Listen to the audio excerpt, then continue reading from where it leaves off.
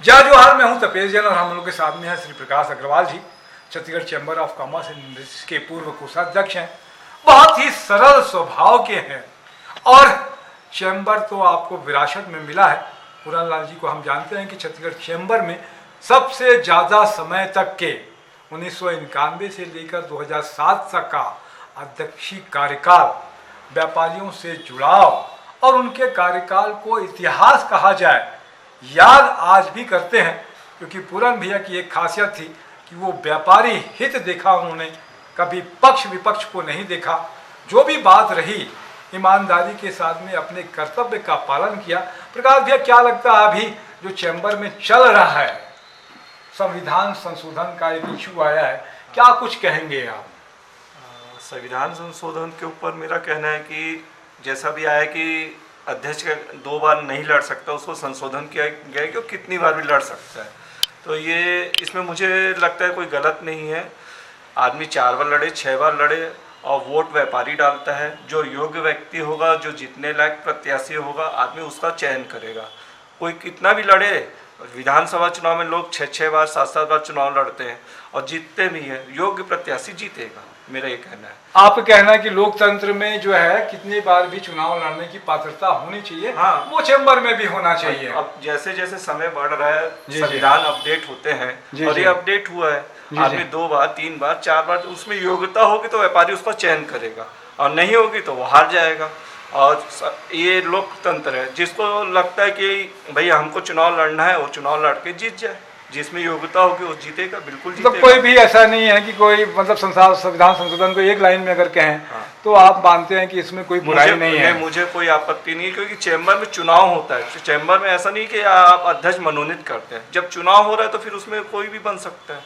जहाँ मनोनीत होता है तो वहाँ पे ये होना चाहिए कि दो पक्ष 2 बार 3 बार से ज़्यादा नहीं बने। चुनाव हो रहा है तो इसमें कोई दिक्कत नहीं। अभी चुनाव स्थगित भी हुए हैं, तो क्या कुछ कहेंगे? ये टेम्पररी है। मुझे लगता है महीना 2 महीने में डेट आ जाएगी चुनाव की, और चुनाव होगा और जल्दी होना चाहिए। क्योंकि व्यापारियों को अपना नया अध्यक्ष मिलना चाहिए और नया कार्यकाल आएगा। जो भी अध्यक्ष आए वो अच्छे से व्यापारी के लिए काम करे।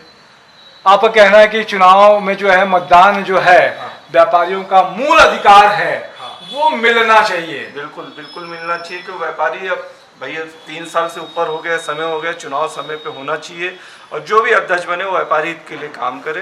बस मेरा यही कहना है। अभी तो लेकिन बहुत सारे व्यवधान है कि नए संविधान में जो संशोधन हुआ है, एक पक्ष कह रहा है कि उसके साथ में करें या नहीं करें। इसी मामले को लेकर व्यवधान मेरी व्यक्तिगत राय है कि संविधान जो संशोधन हुआ है वो ठीक है और उसी में होना चाहिए। और जिसमें योग्यता होगी वो चुनाव लड़े और जीत के आ जाए। फिर अगर लगेगा तो फिर संविधान फिर नया आएगा। किसी को जो नया अध्यक्ष आएगा वो नए हिसाब से फिर अपडेट कर सकते हैं। संविधान को जैसी जरूरत है समय के अनुसार उससे परिवर्तन किया जा सकता है।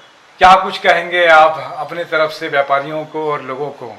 व्यापारियों को मैं यही कहूँगा, जो व्यापारी हित का काम करे वैसा आप अपना अध्यक्ष चुने, जो व्यापारियों के हित के लिए काम करे, जो किसी पार्टी के लिए काम ना करे, जो किसी एक पक्ष का ना हो।